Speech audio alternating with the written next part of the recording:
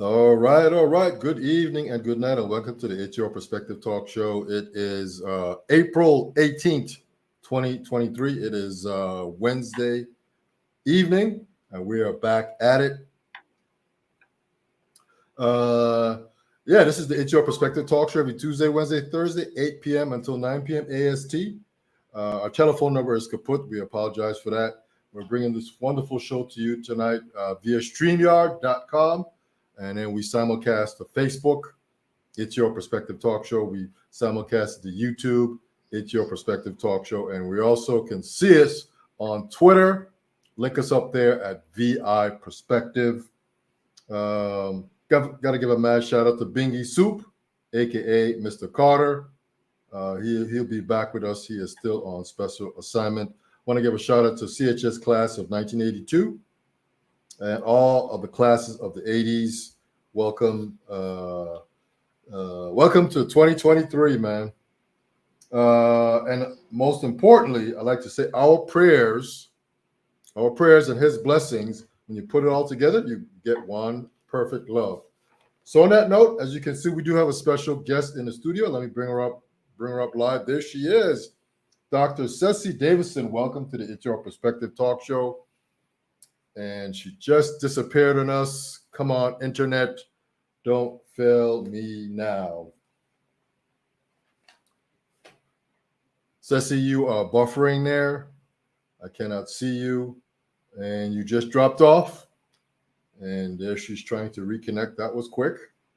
Let me add her to the stream. And Ceci, are you there? I'm here, there you but are. I seem to get booted in and out, and your voice sounds very robotic. Yeah, the thing about doing the show at this time, this is like prime time for internet users. You know, everybody's getting home, had dinner, now they're sitting down and pop on the Netflix. So let's just bear with it. Let's see if we can make it through an hour here. So how are you doing this evening?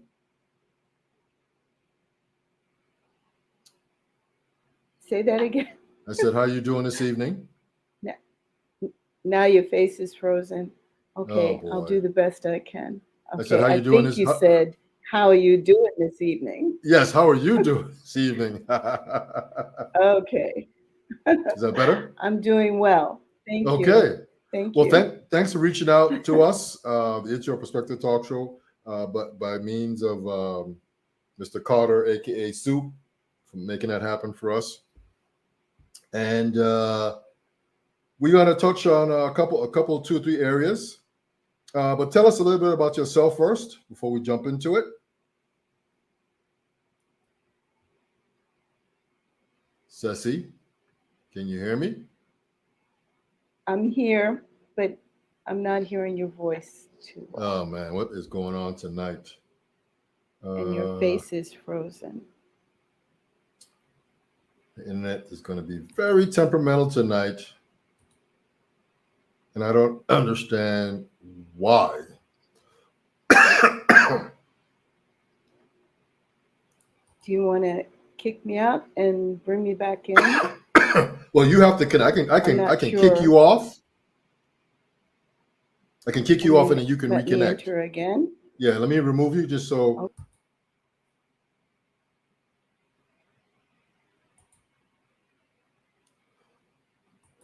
Okay.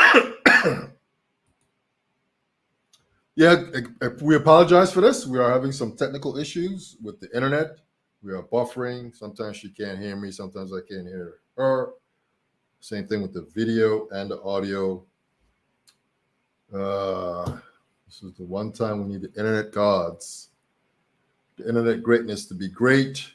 Give us good bandwidth for the next 55 minutes, and we will have a great show. We're waiting for her to reconnect right now. Ceci is a pathologist. And there she's back. Let's see if we get her. Are you there? Are you steady? Are you stable? I'm here. Okay. I hope I stay stable. Okay. I was praying to the internet guards when you were doing your thing, trying to reconnect. So let's see how it goes. So I was asking you to just give us a little brief introduction about yourself, and we'll kind of roll from there. Okay. Um, Is the internet acting that crazy tonight? Can you hear me? okay. Yeah, it's fading in and out. Oh my God. All right. I'll just get Goodness. started. If you can hear me well, I then can hear you. I'll just keep okay. So So I'll did you just hear my keep question? talking. Did you hear my No, question? I didn't. No, I'm saying, tell us a little bit Um, about yourself. okay. All right. I Yes. definitely heard that. Okay. Yes. Go right So ahead. hello everyone and thank you for having me here, David. So I see the lines at the bottom of the screen describing me a little bit. Yes, I am a playwright. Yes, I am a speech language pathologist. I'm an educator. I've been um, working with children for many years. So I'm a pediatric speech language pathologist, which means I help children learn how to listen, speak, read, and write. Working with children that have communication and learning issues. And I would say that that experience um, gave me um, inspiration in many ways for the work that I write because I realized when I became a playwright that my work and my perspective and my drive was all about communication. I see the world in words and communication, Mhm. and I translate that those experience onto paper. Okay. So what came So first? You were a that's a little bit pathologist about first? myself. Were you a pathologist first, Yes, and I then was a pathologist first. the playwright I came was a second? pathologist first, and playwright came second. Although, if I reflect on the person I am, I'd say I've always had an interest in writing. I count everything as writing, even if you Mhm. write a shopping list. So I've always been a reader and a writer, and it just continued on until I discovered what I wanted to do was write plays. So that's where I am now. I have um, a residency at Public Library in New York City, the George Bruce Library, um, where we provide contemporary new plays for that public space. Um, and I write books. I'll show my books. I have three.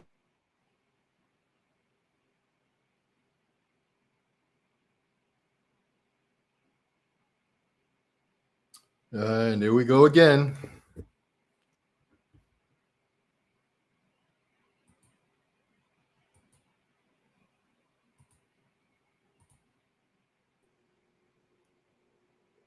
Ceci, can you hear I me? have three books. I'll just keep talking. Okay. Go ahead. Oh, you're frozen again. Oh my goodness. What is going on tonight? And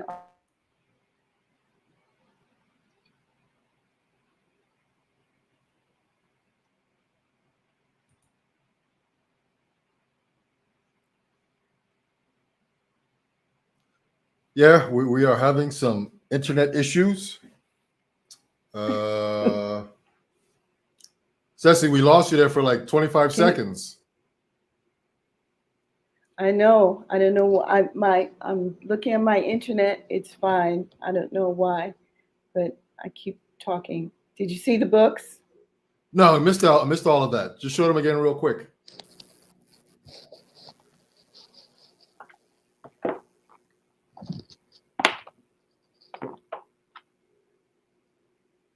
Okay. Articulation. There's Fricatives. Okay. I have that Okay. one too. I also have numerous works not in print.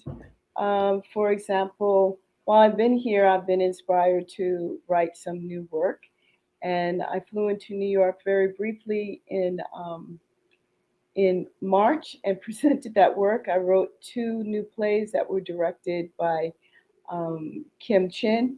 One was called Retirement from Public Service, and another one was called Generic Human. So those were plays that were inspired from just living and enjoying St. Croix.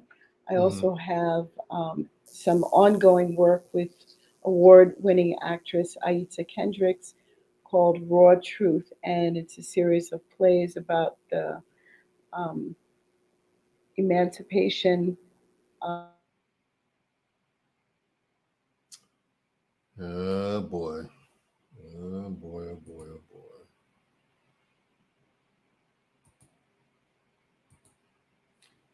And we've lost Ceci again. And the internet is really giving us some problems tonight, boy. Goodness gracious. Come on, internet. We need you to be solid and stable. Give us that bandwidth we need. Here I am again. Yep, So there you are my again. ongoing work about research and plays about Sojourner Truth with award-winning Hendricks. Ceci, if you look at your screen, you'll see a comment someone sent you. I have. If you look at your screen, you'll see a Should I comment keep that someone's. talking?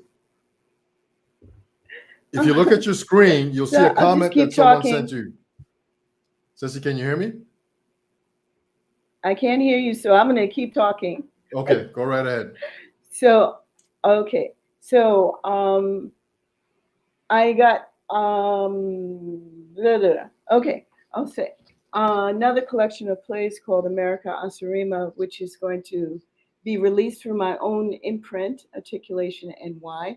And that's a collection of plays. All of the plays are themed around racism and responses of people of color to racism.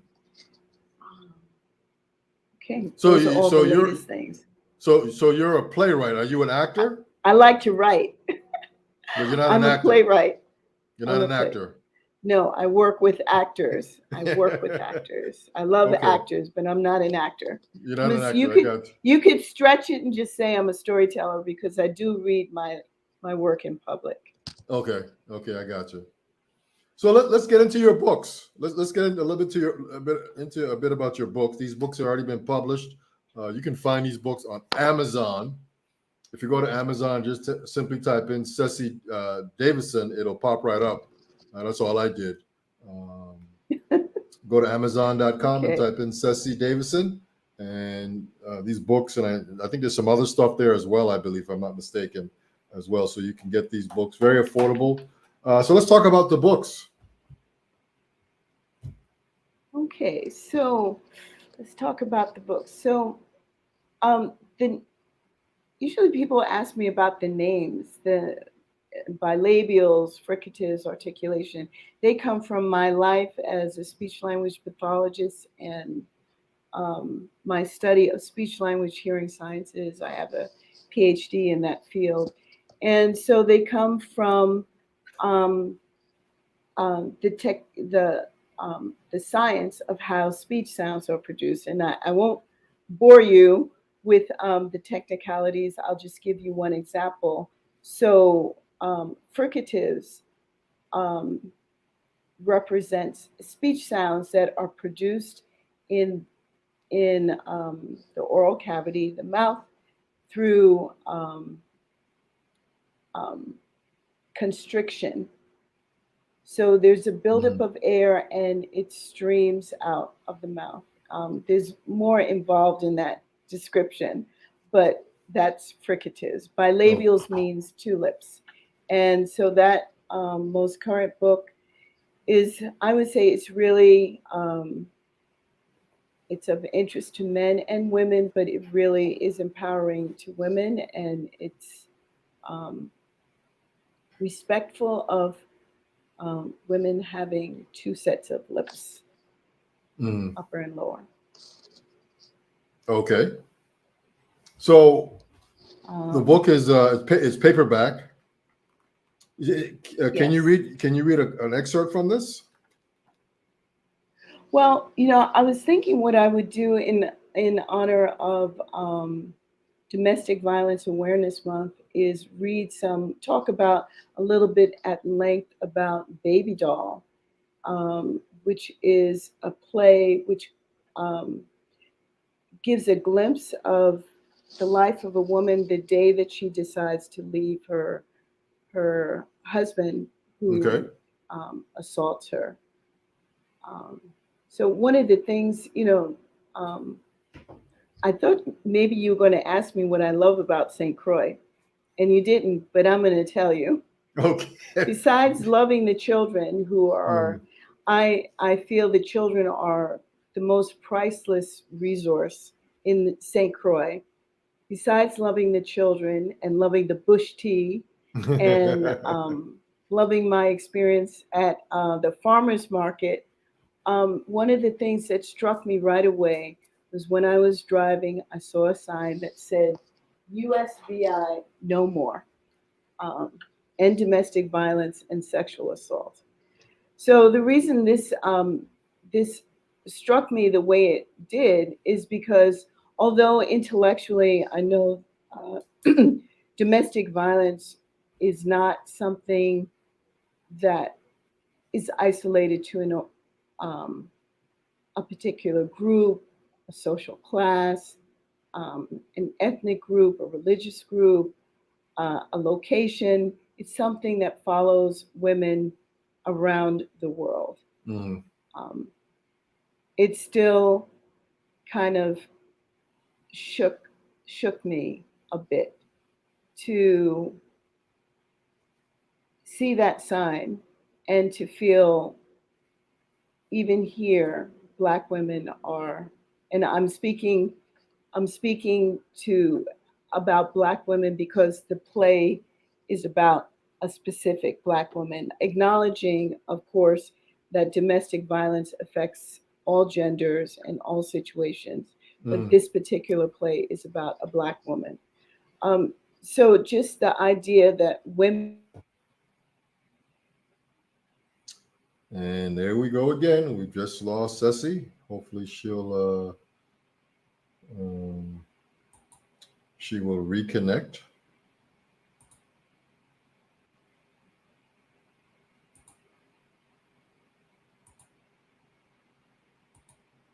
Wait a minute.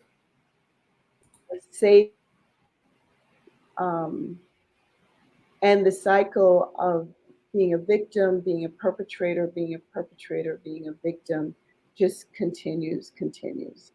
And I don't know what the stats are in St. Croix, but stateside, that the stats are 1 in 4 women is affected by domestic violence, sexual assault.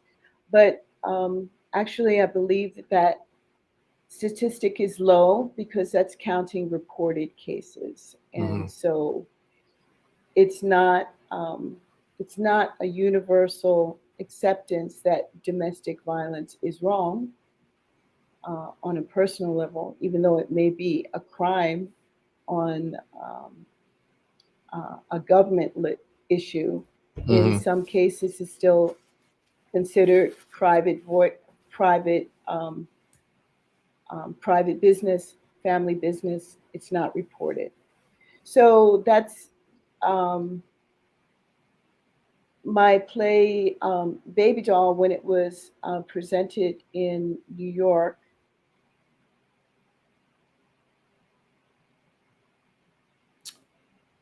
And we have to apologize for the internet. It is not staying stable at all tonight. We need the internet gods. We need more internet prayer to get us through to 8 o'clock. To 9 o'clock, I'm sorry, 9 o'clock AST.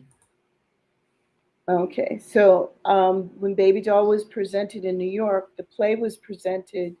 Um, the play is a one woman acted play, and after the play, we broke up into small groups, and the groups were guided by people who had been perpetrators, people who had been victims, social workers, and people felt comfortable to share their experiences because we made a safe space for that. We Mhm. also had police officers from New York City who were part of the domestic violence unit in that surrounded the library to talk about their work and their challenges in being called to support domestic violence incidents. And when was this? When was this? What year was So this? I didn't hear that. What year was this? That was, I think you said, when was this? Yes. Yes. What So year? we had been on pause at the library for about 2.5 years before, because of the COVID pandemic. Most theater in New York had paused to some degree. So this was before the pandemic, so over Okay. 2.5 years ago. But it's been available in print through the book. Okay.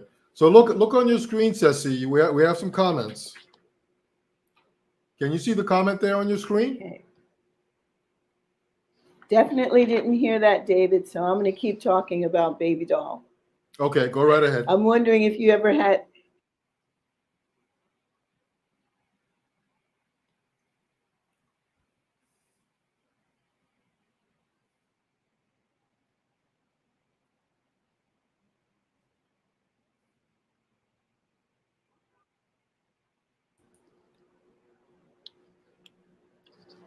Ceci, can you hear me? Here I am again. Okay, so I'm going to talk a little bit more at length about Baby Doll and just give the audience some experience with the dialogue. So it takes place in New York City, and it's Clara and Antoine's apartment, his bed and a night table, and Clara's lying down on her bed, and her legs are spread open. She's wearing intimate apparel, the way that her husband expects her to be waiting. And she's counting 1, 1,000, 2, 1,000, 3, 1,000. So what many people don't realize, and what I've come to realize over time, especially when the question is posed in a situation of domestic assault, and it's because that world of assault becomes the world, and they're both driven by fear as well as driven by love. So Clara is...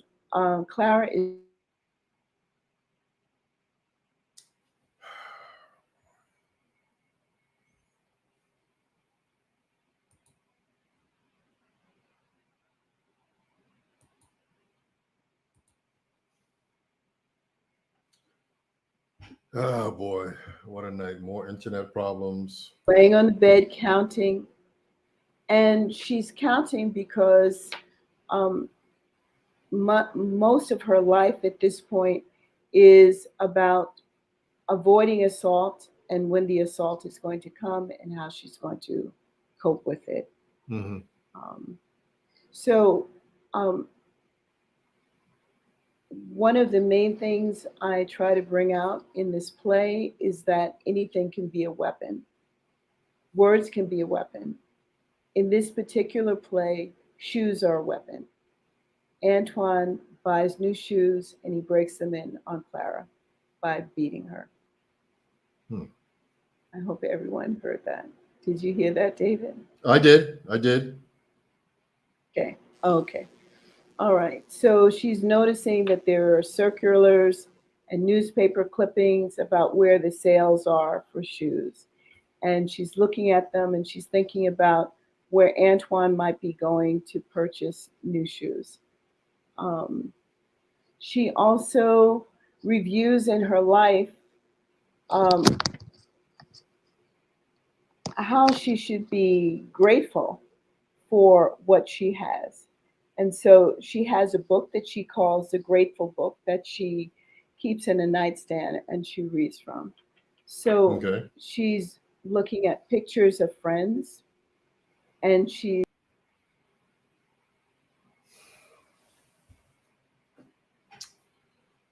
Oh boy.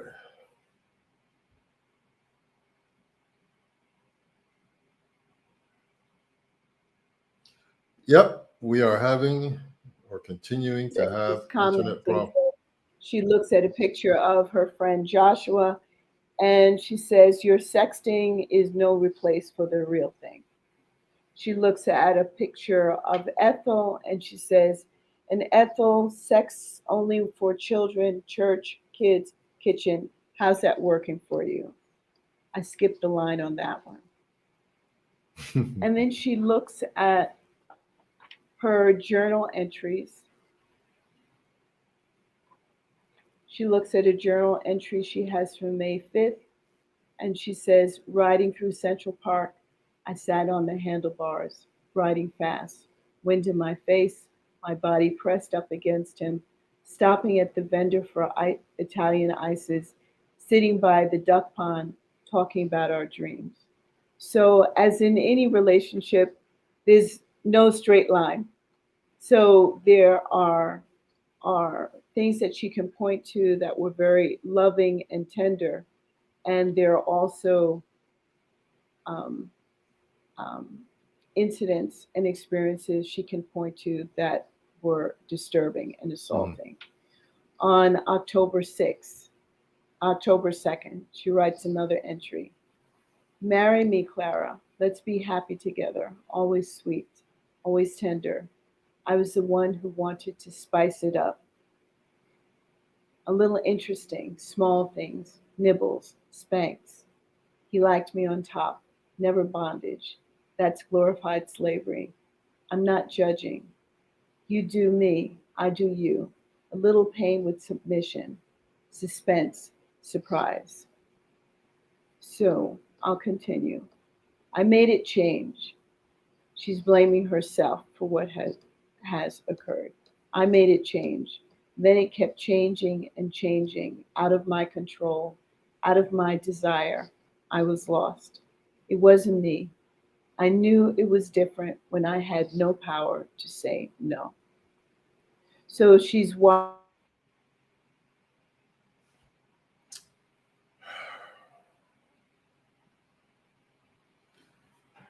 As we continue to have internet problems, Ceci has been kicked off. I'm just not sure if this is happening on my side or her how side. her relationship has changed from playful touching to harmful touching. So maybe what I'll say here is that looking outside of Clara, looking at women's experiences, that love should never be painful, it should never be harmful, it should never cause a person to feel intimidated and fearful for their life. That's just a given. No one has a right to strike another person. Men and women are created equal and have a right to self-determination and autonomy over their own body. Ceci, can you hear me? I'm going to keep talking because I can't hear you, David. Okay. So then she starts looking at her brassieres, because Antoine would buy her brassieres that he enjoyed and wanted to see her in. So the first brassiere she speaks about is her honeymoon bra. And she says, "Cancun, that was the first time he used his shoes on me. A woman is supposed to remember her honeymoon, right? He parted my lips, put blood on them, and kissed me. It was my blood. I called his mother when the ship docked.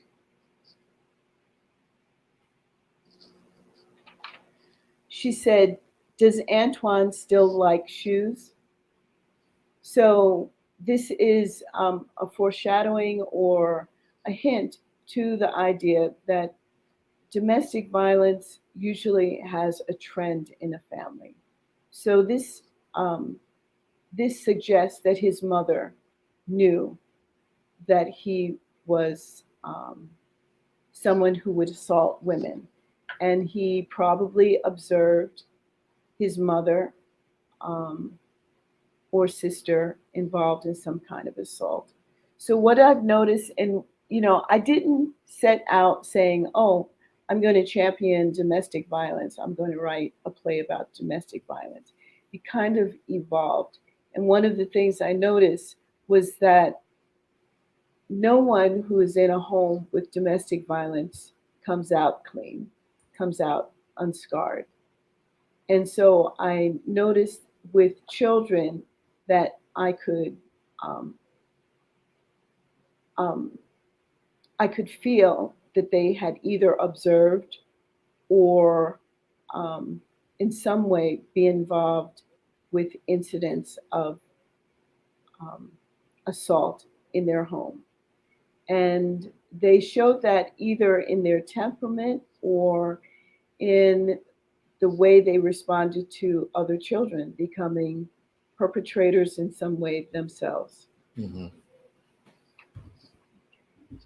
So I'm going to continue.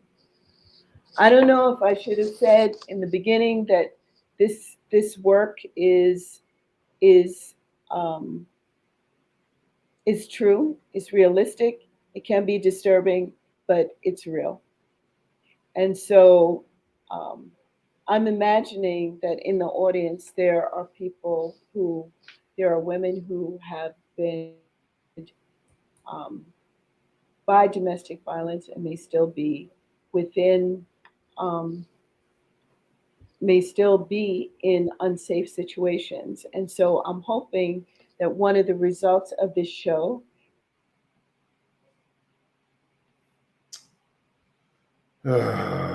There we go again. Internet is giving us more and more problems. Just bear with us, viewers worldwide. Just bear with us. result of this show.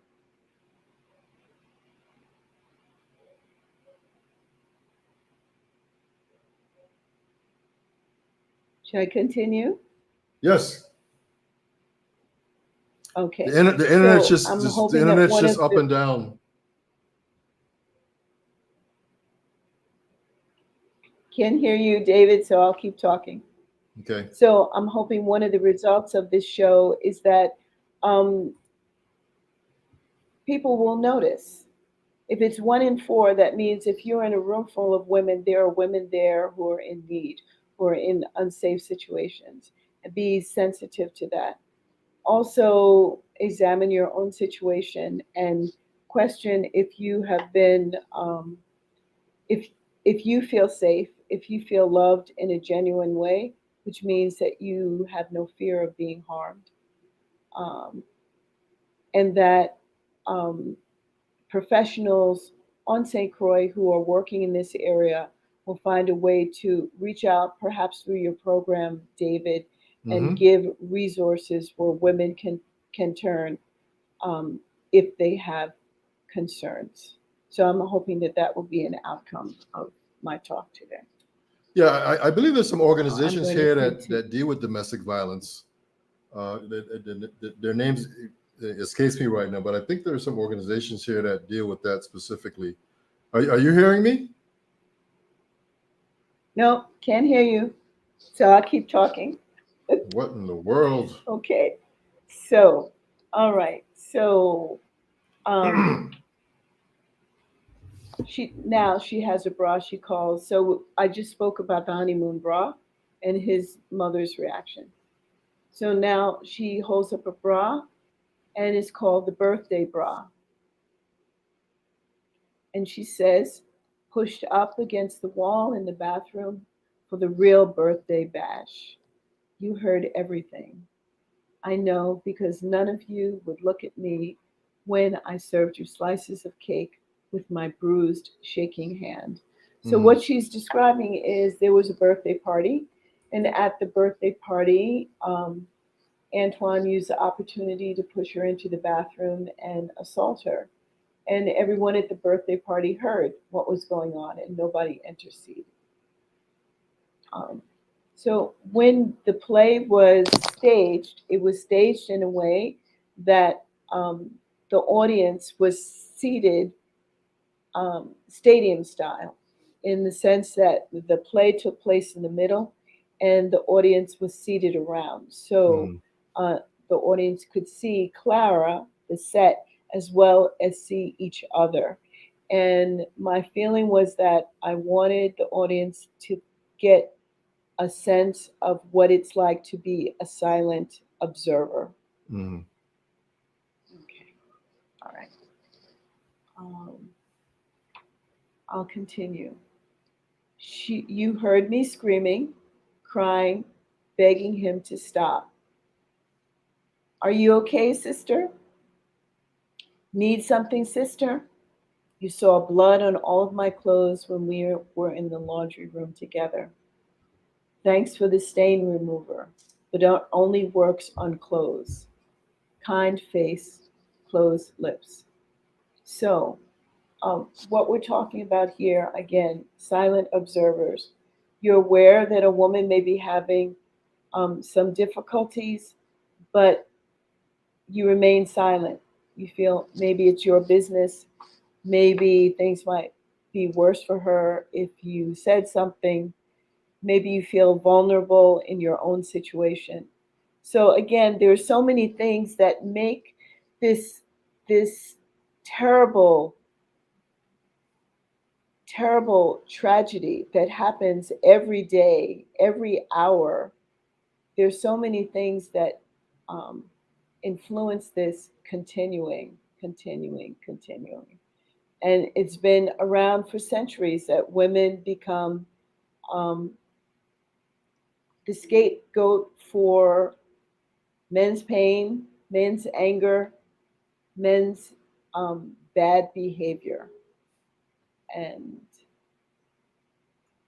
although ending this behavior is individual circumstances, but we also have to realize it's a crime. And so it's unfortunate that we don't police our families enough. In other words, being within the family, encouraging proper behavior toward our women and our girls in the family, that it often takes the government and the police to protect women. Okay, I'm going to continue to read. Can you hear me, Ceci? Off and on. Oh, do me Let a me favor. try. Say Do me a something, favor. David. Look at your screen. Look at your screen. Look at the comments. You see the comments there? What should I look at? Look at your screen and you see the I don't comments. see. You don't see. I see one says love you. Okay, that's what I'm talking about. I have a few of those. Do you so I'm going to go through your comments. So that's what someone sent you. Here's another one.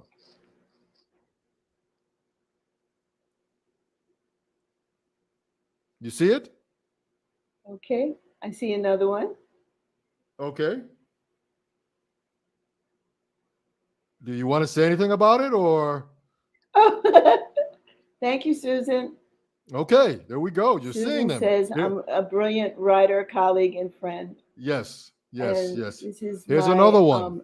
Outstanding son, Rahakma, Brian, who says, Cecilia is a gifted artist and writer.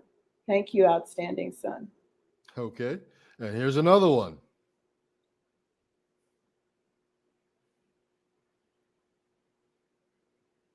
Not seeing any more. I'll give it a second. It should pop up. Okay. Yeah. Oh, there it is. From my my brilliant choreographer, dancer cousin, Dorothea Davidson, who says working it through and is getting through complexity. Thank you, Aduke. You got one more. Okay. And from my my filmmaker friend, Perla de Leon, who just completed an installation of work in Puerto Rico about emancipation and enslavement. She says, thank you for your work, dear friend. Thank you, everybody. All right. See, they love you, Ceci. Okay. Thank you, everybody. So go ahead. Continue on now. So, okay, I'll continue to read. So, Clara says, and so again, remember, my idea in staging this play is for everyone to feel like the silent victim, the silent observer, because it, what I've noticed about plays is, you know,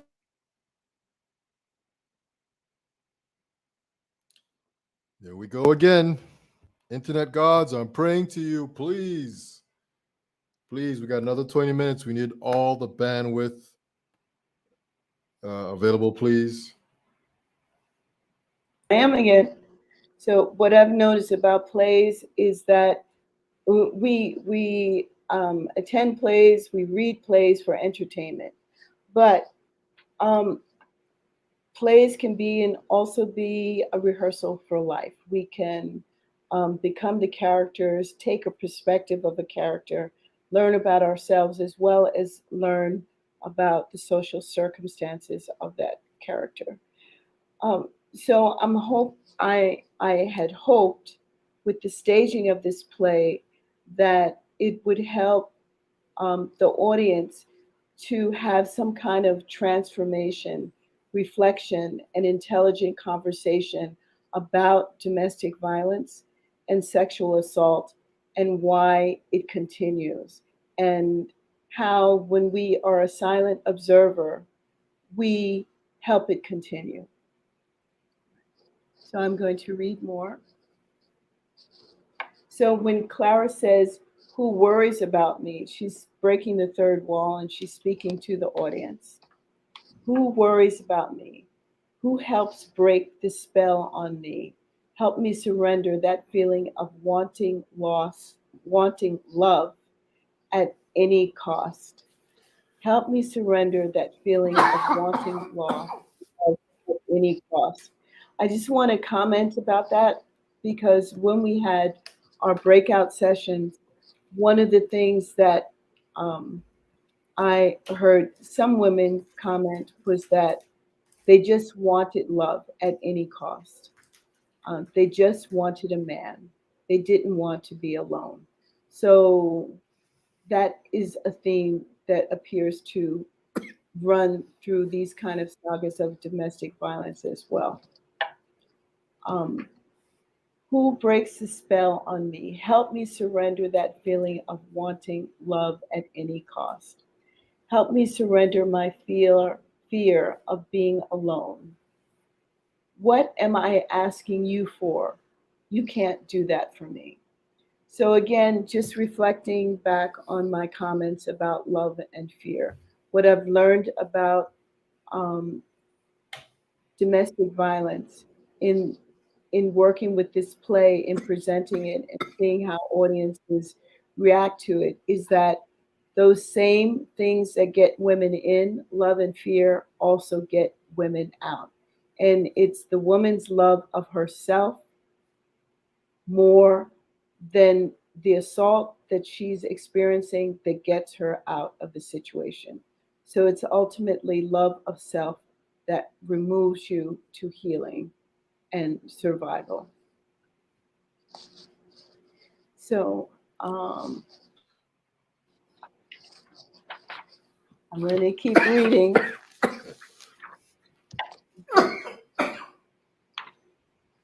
So, Ceci, Okay. Ceci, Yes. so you have a couple more I hear comments. you. You hear me now? Oh, okay. All right, so you got a couple more Now I comments. lost you. Oh my God. I have some Look comments. at the, Okay, I'll yeah. look for them. Oh, okay, from KW. I'm here, Ceci. You're an inspiration. Thank you, KW. Love you too. Kate, this Oops, is another one forgot from that Kate. my name won't show up. Oh, this is my publisher. Thank you, Kath. This is my beloved publisher from Aqueduct Press. Okay. Remember, you can support small publishing houses. You can purchase a book directly from Aqueduct Press, the books All right. directly. Thank you. Um, Go right ahead, okay, Ceci. so, all right. So, um, this may be a little difficult. I'll give that disclaimer. You know, you haven't heard Antoine's voice, and I'm going to let you hear some of Antoine's voice as Clara recalls it. Okay. All right. First, again, why Clara is staying, love and fear. So she's talking here about her love of Antoine. I'm worried about Antoine. His mother strapped his arms to a bedpost and beat him for every nothing thing. He lost his gloves, bad grades on his report card, didn't finish his chores. He needs me. He's never really been loved before. I'm good at this job. I can love him the way he wants. I can love him. Antoine can't be happy without me. Okay, this is convincing evidence that she should stay. He needs me. I love him. He loves me. All right, let me give you a little bit of Antoine's voice. I'm all clean for you, Daddy. No hair on my. I told you I want a little hair rubbing on me. You said, are you telling me what I said, baby doll? No, Daddy. Go get my boots, the ones with the steel toes. No, Daddy, I'll be a good girl. It won't happen again. The hair will grow back. Get me my boots, baby doll. I have to help you be a good girl. Yes, Daddy. Can I get the loafers? I had the heels fixed for you. New lifts and steel taps. Daddy, please don't use the boots. Shh, stop begging. I'm training you to be a lady. Ladies don't beg. All right, baby doll. We can use the loafers. So here, Clara is remembering um, Antoine giving her a choice of what shoe weapon he's going to use. And so he wants to work boots with the steel toes to beat her. And she's trying to convince him to use the loafers, which will be a little softer. Again, anything can be a weapon. Yes.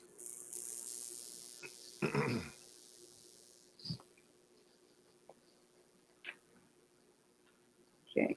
So before I go, you need to hear the redemption because I don't want you to go offline feeling, well, Clara's life is over. Clara decides she's going to use her new shoes. And she moves a chair to the door and she sits on the chair and she reflects on what's going to happen. First, she says, May 15th, I'm still alive. That's what my squirrel money is for. I'm sure there's a word in St. Croix for money that a woman might put away to for a rainy day, for an emergency day. I'm sure there's a beautiful Crucian dialect word for that. But in the States, one of the African American words we say is squirrel money. Can you think of a word, David, that would be equivalent I'm to thinking, that? but I'm thinking a word that represents I'm say sure there woman. must be something because it's so universal, cultural. Yeah, yeah. So she has some squirrel money that she's kept in an envelope in her night table, just in the event she ever found the strength to leave.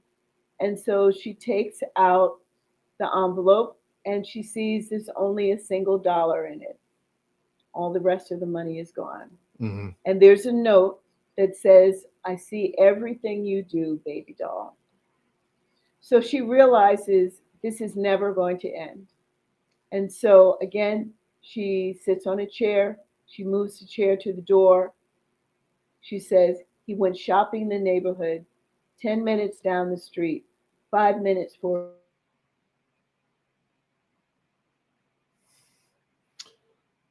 And there we go. We were going good there for a minute, several minutes, but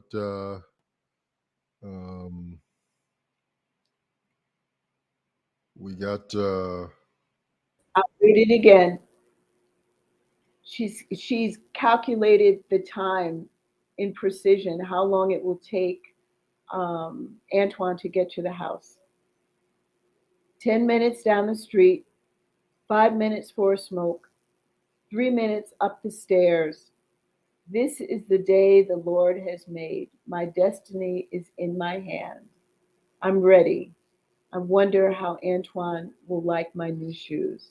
And she's ready at the door with her stilettos to defend herself. End of play. Okay. The shoes are a weapon. The shoes are a weapon. I guess she She's was gonna. using her shoes as a She's. I guess she was gonna chop his head off with them heels. Well, she's going to be prepared. Enough Prepared to is chop enough. his head off. So domestic violence is real. It's happening every day. You hear it on the news. You read about it in the paper. It's a very Yes. real thing. Yes. Everywhere. I mean, it happens here. It happens in the States, Miami, And Florida. I think there are things that are domestic violence, domestic assault that people don't call it what it is. You know, I've heard men say, "Well, that's just how he keeps her in line," Mm. or "It's nothing. He doesn't mean to hurt her. It's just playful getting out of hand." Mm-hmm. So again, you know, just thinking about children I serve, you know, in the main United States and in the territory, children observe everything and no one comes out unscarred. So children who have seen their mother assaulted either come out of it feeling hurt, ashamed, afraid, or they may come out feeling this is normal communication. Mm-hmm. I got you. So what is I know it's difficult to get out of those situations, and as you said, some women stay, but um, what's the easiest way to just break loose? Are you carrying any of this? So I'm not hearing anything, David. So Oh my I'm just going to gosh. say one of the phrases that I have um, come to know and love while in St. Croix is all are we. And Mm-hmm. I hope I'm saying it properly. All All are we. Internet, what is going on with you tonight, baby? We need you. We need you. so um, anything that happens to one woman happens to all. And until all women feel um, they have a safe home, no women are safe. Mm-hmm. And so I hope this is something that we continue to work with and think about not only as individual countries and territories and states, but as children of the African diaspora. Why is this happening to Black women and how can we make it stop now? I got you. Ceci, can Thank you you hear for me? listening. Can you hear me? Sort of, kind of. I heard that. Well, go ahead and wrap up. Go ahead and wrap up. Tell us about your website. Tell us about your My website. website isn't updated, but if you go to Aqueduct Press, there's some information about me. Okay, so you want them to go to aqueductpress.com or? Yeah, if you go to Aqueduct Press and look under authors, um, Aqueduct Press has, you know, they have been a champion supporter of me since I first decided I need to put these plays in a book. Okay. And so um, if you go to Aqueduct Press, you'll see some bio information about me. Um, eh, you're welcome to write me, Cesi Davidson at gmail.com. I'm not good with email, but I will try. And again, I hope one of the outcomes of my talk today is that um, um, individuals and groups, government, non-government groups who are working and conscious about the issue of domestic violence and sexual assault will find a way to keep that voice and that awareness elevated and come together, be a resource for women who need. Okay. Yeah, one more comment. Oh, boy. Goodness gracious. Our guest tonight is Cesi Davidson. She is an author. She's written a couple books, and she's also written some So I want to stage plays. thank everybody for listening and working through all the technical glitches. I don't know why. My internet is working thanks to Ling Ling at Via. So I don't know why we had problems, but I hope you heard enough from the show to be interested in my work and to follow me while I'm still on St. Croix. I hope to do a couple of more radio or TV shows, and I will have a reading at the St. George Botanical Garden in May 20th. So thank you everyone for listening to me and sending the love back. Can you hear me? I heard that. Okay, so I got one more comment. Look on your screen there. Okay. Oh, from Yolanda, my new St. Croix friend, Yolanda. She says, "Nice work, Ceci." Thank you, Yolanda. All right. Thank you, everybody, for listening. All right, so our guest tonight is Cesi Davidson. She is an author, a playwright. She's a pathologist. And she just gave us a reading from her book, which is called what? What was it? The Baby Doll? Bilabials? No, the name of the book. Oh, and Baby Doll. No. The book that you just read. My books, Articulation, Fricatives, and Bilabials. Okay. But the one about domestic violence, what was that book called? Or is that a stage play? That's a stage play, but it's in one of the books. I believe it's in Fricatives. Okay, I got you. Okay, now you got another comment here. Look at your screen. You got another comment. Okay. So Emily said, "Enjoyed this." Thank you, Emily. Yeah, she's coming to us via Facebook. Everybody else that commented came in via YouTube. This young lady here came in via Facebook. She was watching us on Facebook. Okay. So I want to just say real quick, thank you Emily. so much for coming on tonight, Ceci. It's been great. The internet, I'm a little pissed off right now at the internet. I don't know. Maybe we'll do another show. I'm just not sure. Sometimes it's very temperamental at times. Invite me back. It's very temperamental at times. Invite me back. I'd love to talk some more. Okay. I'm getting used to seeing my face. It's so weird. I'm like, where am I supposed to look? Look at me. Look at you. No, you're doing it right. Look at my nose. You're doing it right. Thank you so much for hanging out with us. It's about 8:58 p.m. on Tuesday. This is the HR Perspective Talk Show every Tuesday, Wednesday, Thursday, 8 p.m. until. We're on YouTube, we're on Facebook, and we're on Twitter. Link us up there. Everybody have a great night, and we'll talk again. We're out. Peace. Thank you. Bye-bye. Thank you, David. You're welcome.